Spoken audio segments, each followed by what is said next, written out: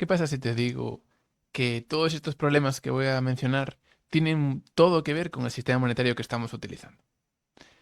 Altos precios de la vivienda, inflación, desempleo y salarios bajos, los niveles de desigualdad más altos de toda la historia, niveles de endeudamiento y de pagos de intereses desde los que tienen menos a los que tienen más por las nubes, o destrucción ambiental imparable y crecimiento perpetuo. Pues sí, todos tienen que ver con la manera en la que el sistema monetario está diseñado actualmente. Y vamos a tratar de analizarlo partiendo de tres suposiciones básicas que hacen la mayor parte de economistas que nos han llevado a tener el sistema monetario que tenemos. Y la primera suposición es muy sencilla, es pensar que el dinero es neutral. Es decir, que puedes analizar la economía creando modelos matemáticos que utilizan los economistas para predecir el futuro o entender la relación entre las variables económicas, en las que el dinero no juega un papel crucial. Pues bien, esto parte de la idea que tenemos todas muy intuitivamente de que lo que hacen los bancos es prestar los ahorros de otras personas. Y os aseguro que muchísimas personas en altos cargos de responsabilidad en esta sociedad tampoco entienden cómo funciona esto y creen que es tal cual acabo de decir. Así, los modelos no son capaces de predecir cosas como las crisis financieras que nos han tocado vivir en 2008, 2020 o todas esas. Pues bien, lo que ocurre en realidad, y esto es lo que muchos economistas no entienden todavía, es que los bancos crean dinero cada vez que conceden un préstamo, con lo cual no son meros intermediarios, sino que hacen una función importante, la de crear el dinero. Así, la deuda que tenemos todos con el sector bancario es parte de la masa monetaria, está creando dinero bancario y esa masa monetaria pues tendrá efectos en el equilibrio entre bienes y servicios y cantidad de dinero que se refleja a través de los precios y por lo tanto explica gran parte de la inflación que estamos viviendo. A menudo se culpa al Estado por crear mucho dinero y provocar inflación, pero nos olvidamos de que la mayor parte del dinero lo crea el sector bancario en base a deuda y deberíamos fijarnos más en qué hace este sector y cómo afecta eso a la inflación y a los precios. Pues bien, el dinero no es neutral. Los bancos no son meros intermediarios. Cada vez que tú vas a pedir prestado dinero, se crea nuevo dinero, un depósito bancario. Y eso es dinero que antes no estaba. Además del dinero bancario, existe el dinero en efectivo que sí que crea el Banco Central y también reservas de Banco Central que utilizan los bancos entre sí, que también son un dinero digital público que crea el Banco Central. Pero el más del 90% del dinero que utilizamos es dinero bancario creado por los bancos. Esos dígitos que tienes en tu cuenta cuando entras en la banca online no son dinero que esté en ningún sitio, son promesas del banco contigo. En teoría, cada vez que quieres sacar el dinero en forma de efectivo en un cajero automático o que quieres hacer una transferencia de dinero a otra cuenta, el banco te promete que vas a poder hacerlo. Pero esa es una promesa de banco.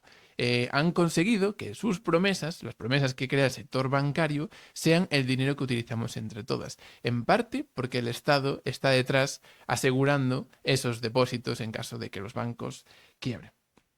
Fijaros que cuando queremos aumentar la cantidad de dinero en circulación, por ejemplo, durante la pandemia del COVID o después de una crisis, la única manera de hacerlo es aumentando el nivel de deuda de la sociedad. Y en los últimos años hemos visto cómo la productividad del trabajo iba aumentando, los salarios se estancaban y esa distancia entre una cosa y la otra se cubría con deuda. Los niveles de endeudamiento de la sociedad desde los años 80 han ido aumentando descomunalmente hasta el punto en el que estamos ahora, que conlleva, por cierto, un pago de intereses que va desde el 80% más pobre al 10% más rico. Esos intereses están en los precios de todos los productos y servicios que compramos. Entonces, ese es un problema que tenemos ahora mismo con la forma de dinero que utilizamos, que es un dinero que se crea en base a deuda y por parte del sector privado. Y no es neutral.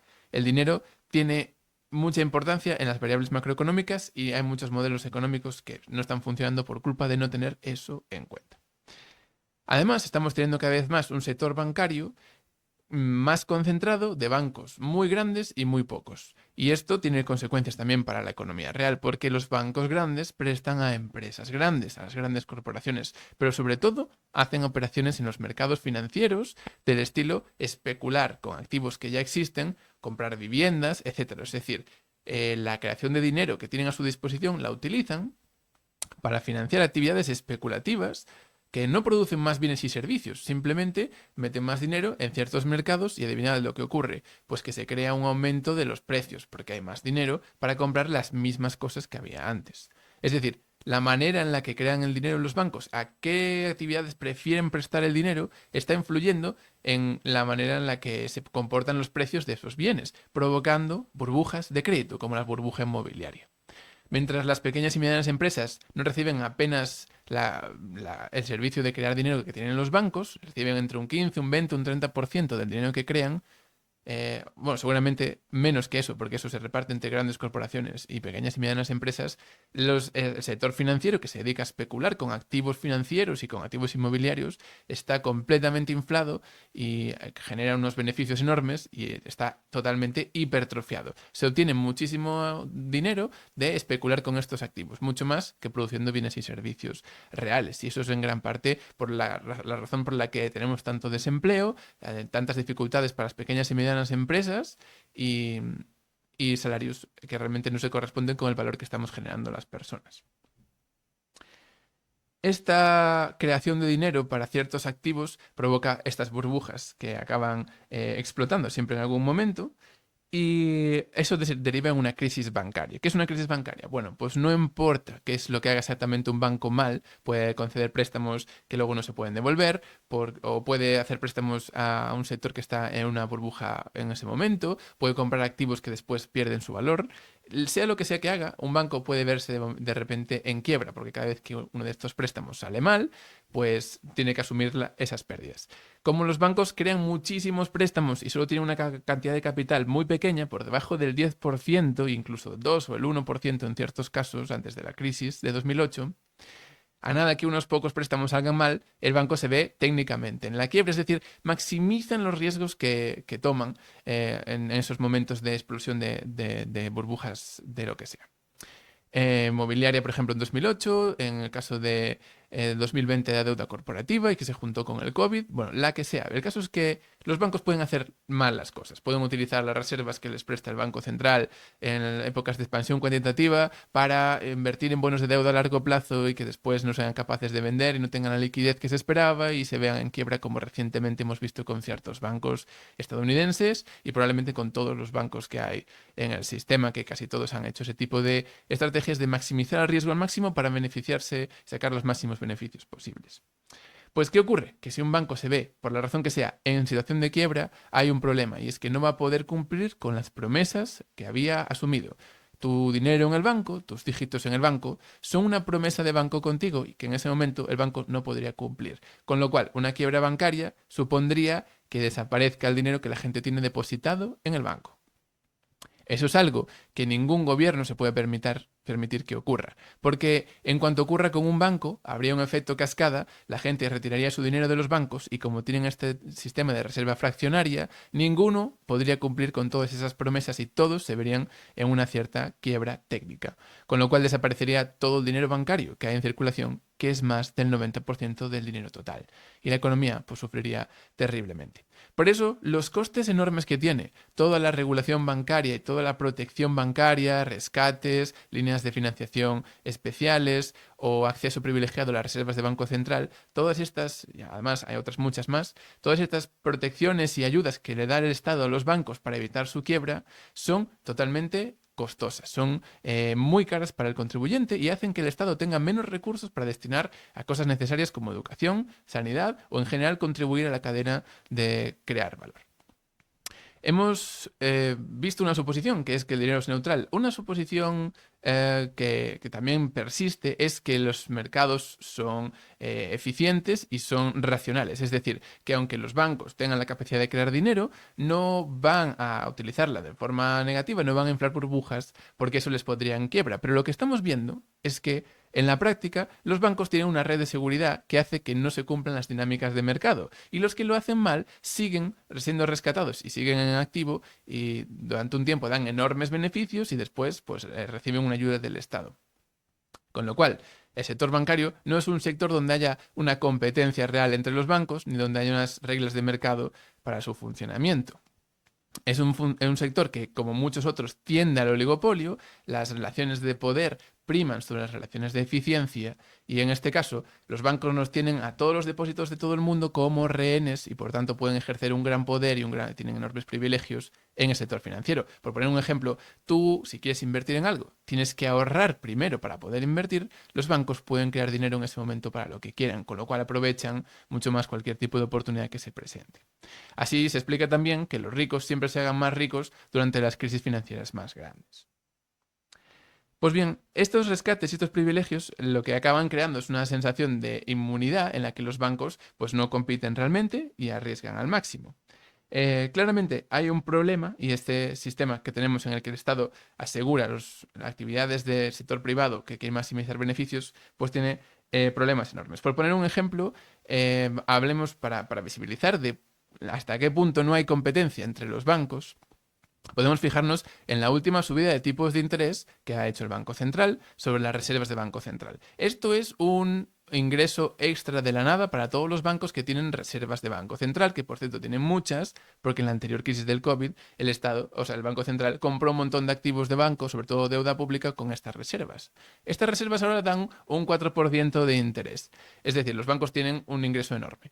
En vez de competir entre ellos y dando más interés por los depósitos bancarios para así atraer clientes, han conseguido mantener y poniéndose más o menos de acuerdo esos intereses a los depósitos muy, muy bajos, dando así unos beneficios extraordinarios loquísimos y sus acciones se revalorizan pues un 40% en el caso de algunos bancos españoles en un solo año.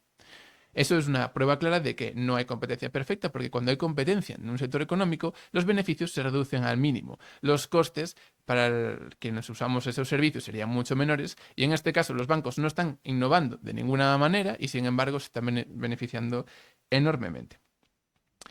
Todos estos problemas se pueden resolver de alguna manera si derrotamos otro de los mitos, otro de las suposiciones que cometen muchos economistas. Y es esta, que el Estado no aporta valor, que debería dejar al mercado cualquier actividad económica, como por ejemplo crear dinero. Pero estamos viendo los problemas de crear dinero en el sistema actual en el que los bancos lo crean. Igual que el Estado provee de unas ciertas infraestructuras básicas a la sociedad, como una educación, una sanidad o unas carreteras, por poner un par de ejemplos, yo creo que el dinero es una infraestructura básica que el Estado debería poner a disposición y que realmente ya intenta hacer para garantizar que sea una herramienta segura y que nunca nadie pierda sus ahorros. Es decir, que el dinero preserve su valor en el tiempo.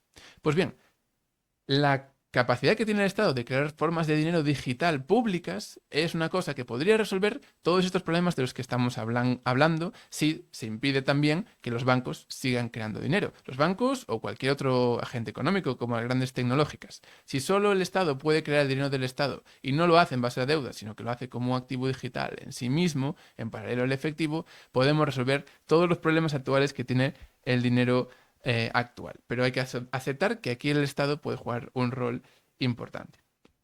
¿Qué ocurriría? Pues se acabarían las burbujas de crédito, se dejaría de subvencionar todos los préstamos que conceden los bancos, se acabarían los rescates bancarios y toda la enorme la cantidad de recursos económicos, pero también de tiempo y toma de decisiones que requiere estar rescatando y ayudando al sector bancario constantemente.